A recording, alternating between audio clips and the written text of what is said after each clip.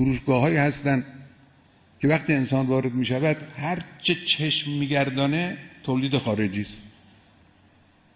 متاسفانه بعضی از این فروشگاه‌ها که فروشگاه‌های بزرگ هم هستن مربوط به دستگاه‌های حکومتی هستند، مربوط به خود دستگاه‌های حکومتی هستند. چرا این کارو میکنه؟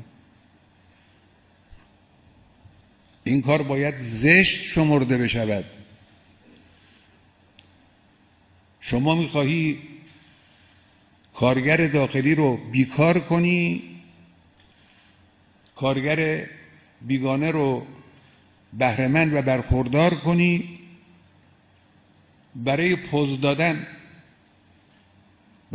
دادن جنس‌های دارای نشان خارجی یه عده پولدارهای نوکیسه تازه به دوران رسیده کم نداریم متاسفانه تو کشور، دنبال نشانهای خارجی هم، به قول خودشون برندهای خارجی. بنده از این کلمه برندم خیلی بدم میاد.